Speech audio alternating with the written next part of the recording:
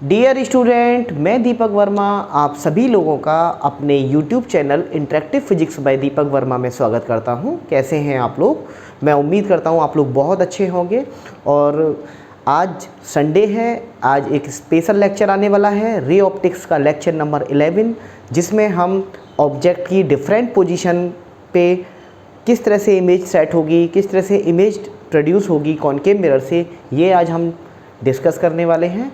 तो lecture start करने से पहले मैं आप लोगों को फिर से बता दूं कि मेरे जो लेक्चर्स हैं ट्यूसडे, थर्सडे और संडे को मिलते हैं। आज संडे है, संडे में ये लेक्चर नंबर 11 है। तो आप लोग मेरे साथ हेडिंग लगाइएगा, व्हेन, ये केस नंबर 2 है बच्चों,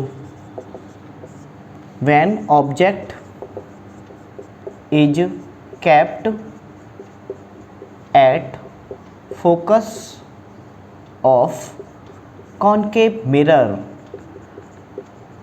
बच्चों, ये पहला केस जो मैंने बताया था लेक्चर नंबर 10 में, थर्सडे को जो लेक्चर आया है उसमें मैंने आपको बताया था कि जब ऑब्जेक्ट को विद इन फोकस रखते हैं तब किस तरह से इमेज बनती है, इमेज वर्चुअल और इरेक्ट रहती है। आज हम जो डिस्कस करने वाले हैं, हमारा ऑब्जेक्ट की पोजीशन हमने चेंज करी है और पोजीशन चेंज करने पर आज हम सेकंड पोजीशन यानी कि हम ऑब्जेक्ट को फोकस पर रख के देखेंगे।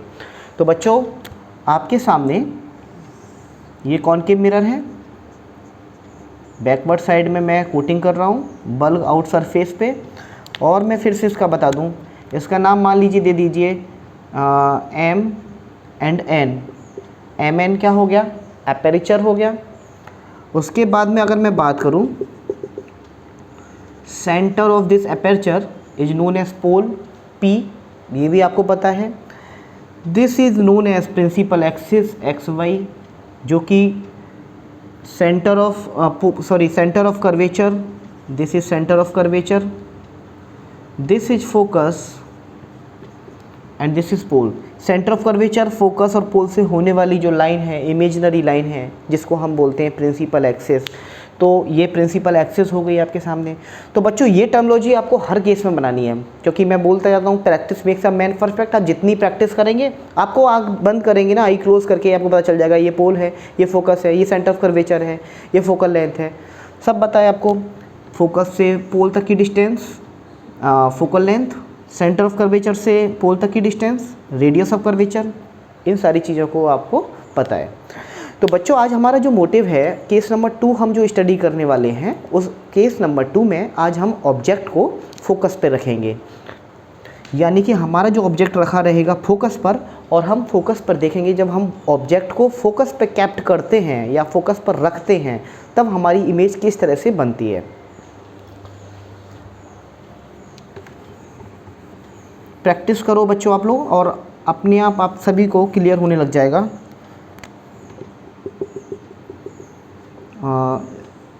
स्ट्रेट लाइन बना लो।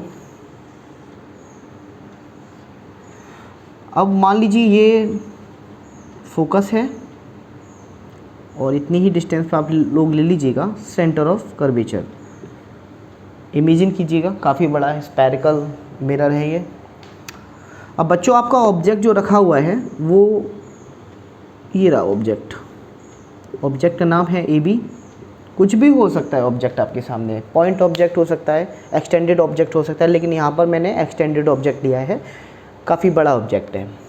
अब बच्चों, अब यहाँ से मैंने बताया है आपको, फिर से आज मैं फिर बताता हूँ कि इमेज बनाने के लिए मिनिमम और मिनिमम 2 लाइट रे की रिक्वायरमेंट होती है, और 2 लाइट रे का मीटिंग पॉइंट हमें पता होना चाहिए। 2 लाइट रे जहाँ मीट कर जाएँ, दैट इज़ इमेज, वही इमेज बन जाती है। आप परपेंडिकुलर ड्रॉ करके इमेज बना सकते हैं। कैसे बनाएंगे आप इमेज?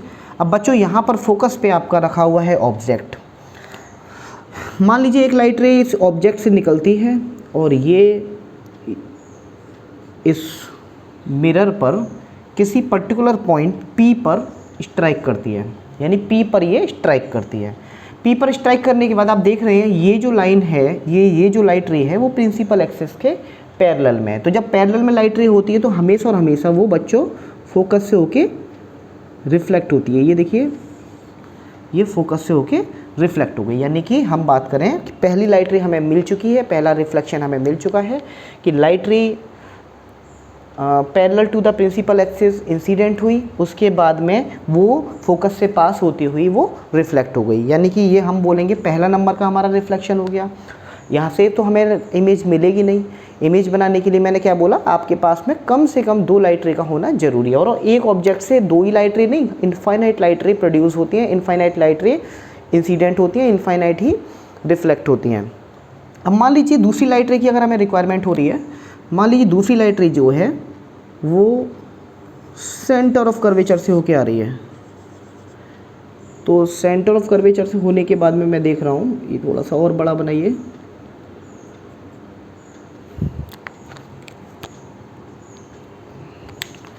तो इस मिरर के सेंटर ऑफ कर्वेचर से अगर पास हो रही है तो मैंने बताया 0 डिग्री एंगल के साथ में ये क्या हो जाती है, रिफ्लेक्ट हो जाती है, क्योंकि नॉर्मल पड़ता है सेंटर ऑफ कर्वेचर से। यहाँ पे देखिए सेम डिस्टेंस हुआ तो ये नॉर्मल पे लाइट रे आ रही है, और नॉर्मल पे लाइट रे जिस डायरेक्शन से जाती है उसी डायरेक्शन से वापस बैक हो जाती है, जिस डायरेक्शन से इंसिडेंट होगी उसी डायरेक्शन में रिफ्लेक्ट हो जाएगी। तो कहने का मतलब ये है बच्चों, हमें यहाँ पर 2 लाइट रे मिल गई है। अब देखिए पहली लाइट रे की अगर मैं बात करूँ तो पहला रिफ्लेक्शन हमारे सामने ये रहा, यानी पहला first incident light ray, then reflected light ray first, second incident light ray ये जा रही है, सेकेंड में ये रिफ्लेक्ट होकर वापस आ रही है। ठीक है, आपके सामने मैंने मेंशन कर दिया है। अब बच्चों इमेज सेटअप क्लियर है, इमेज वहीं बनेगी जहाँ पर ये दोनों लाइट रे रिफ्लेक्शन के बाद में मीट कर जाए। अब देखिए ये दोनों लाइट रे ना एक्चुअल में जब आप इसे ज्योमेट्री से बनाएंगे और वैसे करके देखेंगे तो देखेंगे ये दोनों जो लाइट रे है ना एक दूसरे की बिल्कुल पैरेलल हैं, ये देखिए।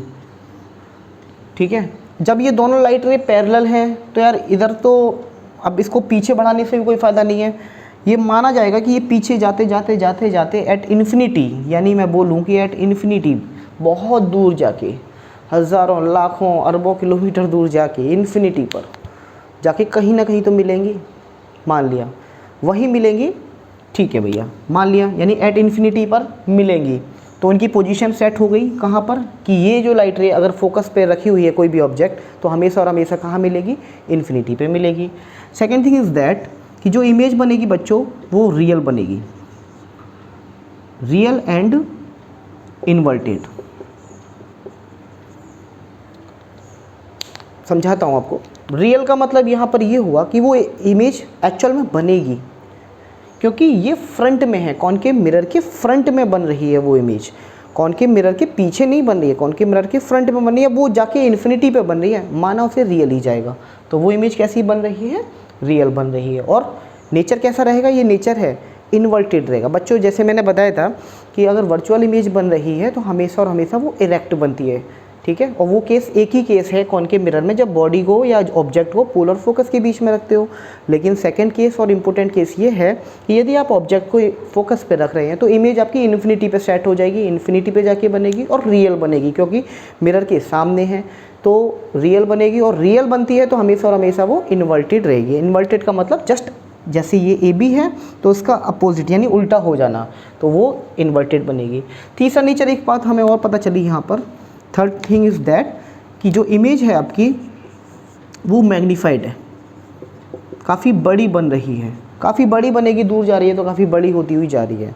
तो हमेशा याद रखना कॉनकेव मिरर के अगर आप फोकस पे किसी भी ऑब्जेक्ट को रख रहे हैं तो इमेज का नेचर रियल रहेगा, इन्वर्टेड बनेगा, काफ़ी दूर जाके यानी इन्फिनिटी पे बनेगी और वो काफ़ी मैग्नीफाइड होगी। तो बच्चों ये था आपका केस नंबर 2 जब आपने ऑब्जेक्ट को फोकस पे रखा हुआ था। नोट कर लीजिए इसको, मेहनत करो। मैं तो मेहनत के लिए बोलता हूँ हमेशा आप लोगों को कि भाई मेहनत अगर नहीं होगी तो कुछ फ़ायदा है नहीं। नोट हो गया आप लोगों का? चलिए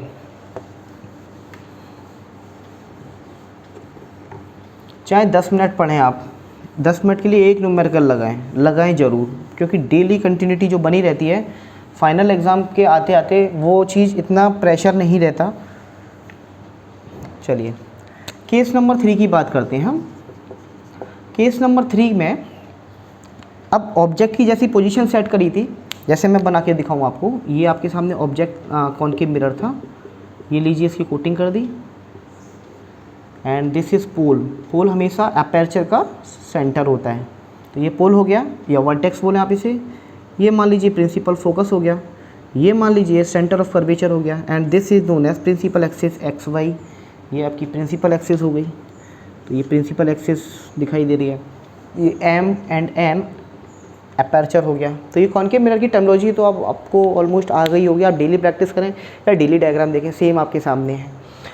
अब बच्चों आज थर्ड केस की बात करेंगे। अब थर्ड केस में मैंने क्या बताया था, ऑब्जेक्ट की डिफरेंट पोजीशन सेट करके बताई थी। तो पहला केस हमने लास्ट लेक्चर में बता दिया था कि पोल और फोकस के बीच में रखा हुआ था।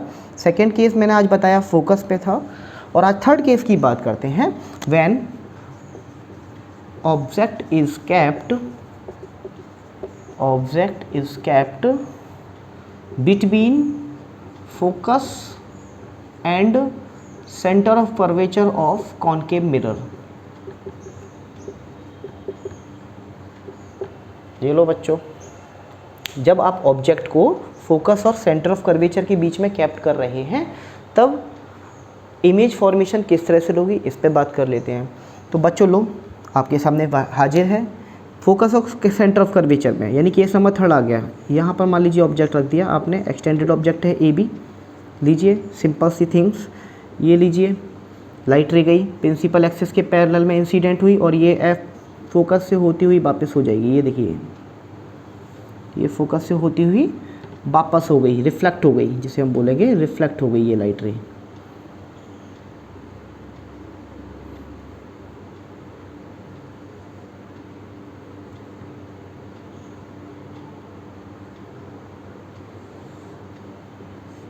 बिल्कुल सीधी हो गई है।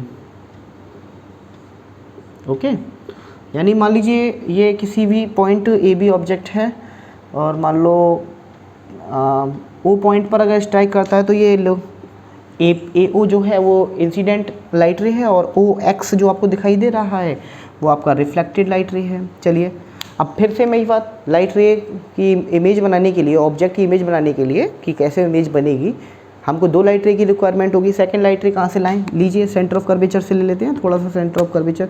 बच्चों देखो एक चीज़ मैं फिर से बता दूं, यहाँ तो मैं फ्री हैंड बना रहा हूँ, आप लोग स्केल से बनाएंगे ना एक्यूरेट बनेगा, ठीक है। अब सेंटर ऑफ कर्वेचर से कोई भी लाइट रे जाएगी, ये लीजिए,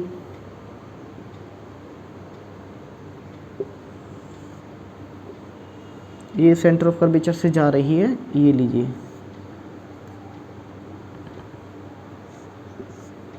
ये सेंटर ऑफ कर्वेचर से जा रही है। तो ये पीछे पीछे आते जाएंगे और ये ऐसे एक्सटेंड करेंगे पीछे, लगभग किसी पॉइंट पर आके मिल जाएगी। कहने का मतलब ये है, थोड़ा सा बोर्ड में अगर नहीं आ पा रहा मैं फिर से बताऊं, यदि सेंटर ऑफ कर्वेचर से कोई भी लाइट रे आ रही है तो ये पीछे आके किसी एक पॉइंट पर मिल जाएगी beyond the centre of curvature. कहने का मतलब ये है, तो ये किसी एक पॉइंट पर आके मिल जाएगी, यहाँ पर आके, जिसे हम बोलेंगे, अब यहाँ पर पॉइंट आके मिल गया मुझे। अब स्केल से कंपास से बनाएंगे तो अब देखिए ये जो इमेज बन रही है वो कैसी बन रही है, इन्वर्टेड बन रही है, क्योंकि जहाँ पॉइंट मिला वहीं आप एरो हेड बना दीजिए। जहाँ पर पॉइंट ऑफ इंटरसेक्शन मिला वहीं पर आप एरो हेड बना दीजिए। तो एरो हेड यहाँ पर मिल रहा है, नीचे मिल रहा है, तो नीचे की तरफ एरो हेड बनेगा और ये आपकी इमेज बन गई। यानी ये ऑब्जेक्ट है और ये इसकी इमेज है, यानी कि इससे हमें ये निकल के आया फर्स्ट ऑफ थिंग कि जो इमेज है वो आपकी कैसी नेचर की है, एक तो रियल है एंड इन्वर्टेड है। बच्चों इमेज जो है वो रियल है, इन्वर्टेड है। सेकेंड थिंग इज़ दैट कि इमेज जो है वो मैग्नीफाइड है, बड़ी बन रही है। मैग्नीफाइड का मतलब बड़ी बन रही है। इमेज छोटा है, ऑब्जेक्ट छोटा है, इमेज उसकी काफ़ी बड़ी है। और थर्ड नंबर पे बच्चों बात करें, ये बियॉन्ड सेंटर ऑफ कर्वेचर जा रहा है, बियॉन्ड सेंटर ऑफ कर्वेचर, यानी सेंटर ऑफ कर्वेचर से आगे बन रही है इमेज। तो बच्चों ये था आपका केस नंबर थर्ड। इस केस में हमने स्टडी किया कि जब ऑब्जेक्ट को आपने फोकस और सेंटर ऑफ कर्वेचर के बीच में रखा है, कहीं पर भी रख सकते हैं आप, हमेशा इमेज आपको सेंटर ऑफ कर्वेचर से आगे मिलेगी, मैग्नीफाइड मिलेगी। और third number real and inverted मिलेगी। रियल क्यों मिल रही है, सामने है। तो मैंने बच्चों पहले ही बता रखा है कि जब आपके सामने रियल है तो आप इन्वर्टेड तो ऑटोमेटिकली लगा लीजिए। और दूसरी ट्रिक कंसेप्ट की बात करें तो जहाँ पर लाइट रे मिलती है वहीं पर आप एरो हेड बनाएंगे ऑब्जेक्ट का।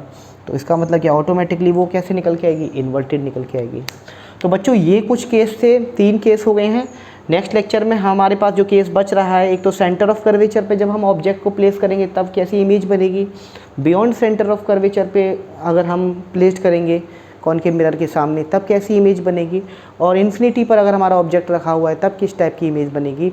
ये 3 जो केस बचे हुए हैं, मेरी कोशिश रहेगी आगे आने वाला लेक्चर इन ट्यूसडे को मैं इसको कवर करा दूँ।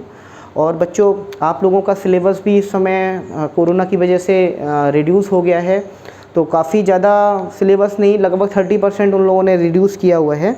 लेकिन आप लोग पढ़ते रहिएगा, रेगुलर रहिए, रेगुलर बने रहिएगा, क्योंकि practice makes a man perfect, मुझे फिर से वही कहना है। डेली अगर आप लोग प्रैक्टिस करेंगे तो आप लोगों के अंदर खुद परफेक्शन रहेगी। Thank you very much.